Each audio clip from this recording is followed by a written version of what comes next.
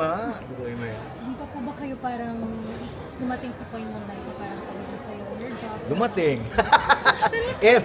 Every year dumarating yan. Pero I make it a point, we make it a point actually ng family ko. Nakita mo naman yung wife ko kasama mo kanina. We make it a point to take a break every so often. Hindi lang isang beses in a year, minsan twice. Kasi kailangan natin talaga magpahinga. Kailangan natin mag-recharge. Nawalan po ba kayo ng motivation at some point sa career? And what reminded you na parang kailangan ko kayo pag-work? Yes, nawalan na ako ng gana at one point. Ito yung time na tumigil yung Pepito Manaloto nung book 1. Kasi parang napaka-repetitive na ng proseso. And parang hindi kami nag-grow as a unit. I mean, story-wise at saka characters-wise, okay, sige. Audience, walang problema. Ratings, walang problema.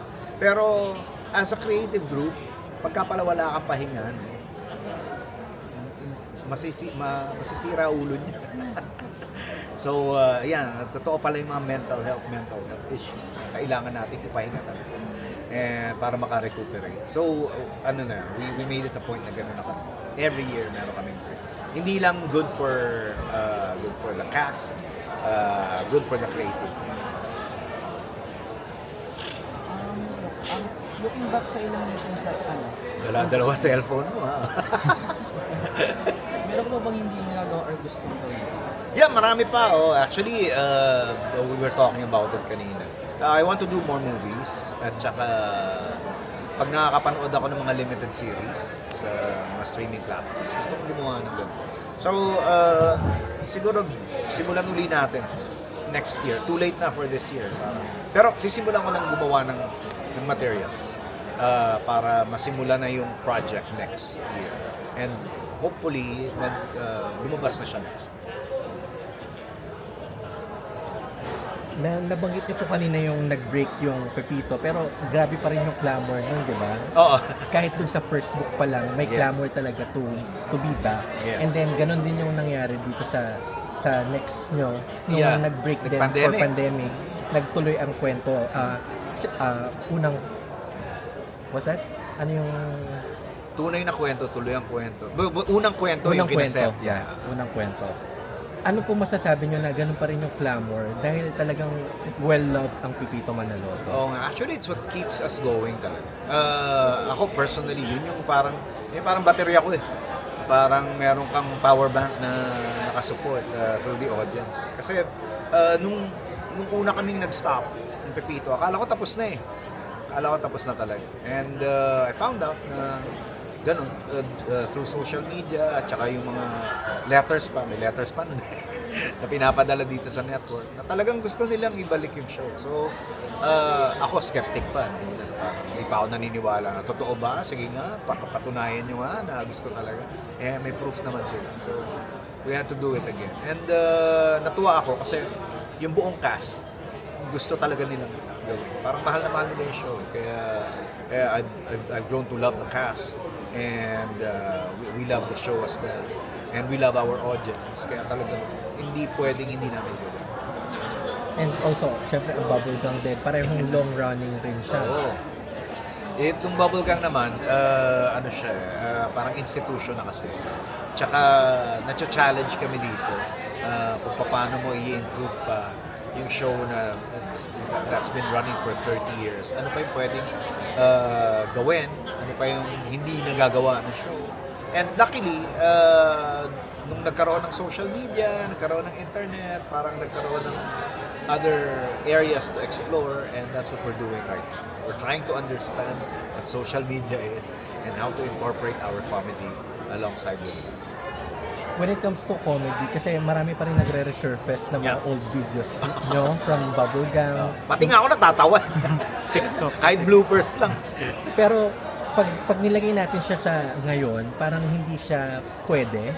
Inappropriate, Oo, you mean? parang may Oo. mga ganong part na paano yung adjustments sa part nyo bilang creative ng Bubblegang to make sure na hindi makakapag-pick ng Yeah, I believe it's a self-censorship kasi matagal na namin ginagawa yan. May pinag-uusapan kami kanina, yung knowing the fine line between pwede at hindi pwede and barely touching it. Pero hindi mo i-cross. Yun yung challenge for us. Kasi kami, mga gago rin kami dito. Yung mga writers namin, gago, syempre. Ang gusto mo, maging extreme.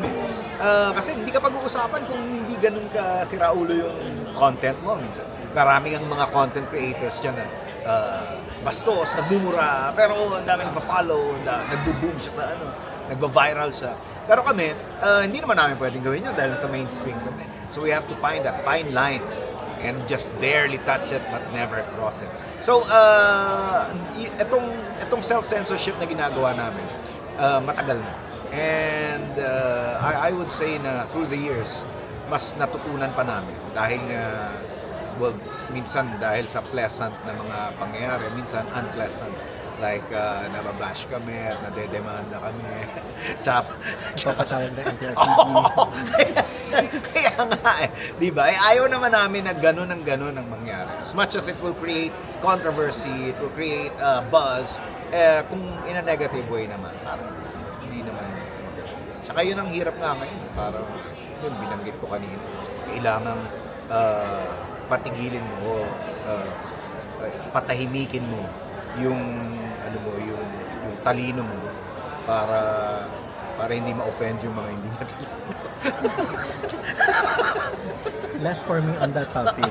Kasi yung shift from Friday to Sunday, nagkaroon ba ng adjustment? Kasi dati late night, parang mas pwede mag-push ng mga ganitong topic. Pero ngayon na mas maaga siya, parang dapat hindi pwede. I don't think it mattered at all kasi kahit naman late night ka na dahil nga sa pagbabago ng landscape ng mga tao, ng audience natin, marami ka pa rin hindi pwedeng gawin. 'Di ba? Kagaya na sinabi mo, yung mga luma naming content noon, hindi na pwedeng gawin ngayon.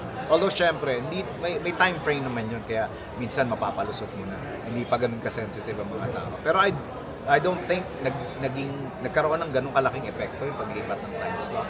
Kasi ano na ngayon on demand na ngayon Pwede mo nang panoorin anytime yung content na gusto mong panoorin. So, it doesn't matter kung pang late night ka o pang hapon. Pwede mong panoorin siya late night din. So, anong oras at kahit saan. In 30 years po in showbiz, lalo na sa GMA po, sabi niyo nga po, what keeps you going, yung Pepito and Bubblegum po. So far. Yes. May dream guest pa po ba kayo na hindi niyo pa nag-guess sa Bubblegum or sa Pepito? In run? Siyempre yung mga nasa ABS-CBN dati na hindi pwedeng lumabas sa GMA. Yun. Pero ngayon nga na medyo na-break na natin yung wall, parang pwede na. And you'll be surprised dahil itong anniversary namin is a good start para sa mga bagay na gano'n. So kaya abangan nyo, panoorin nyo.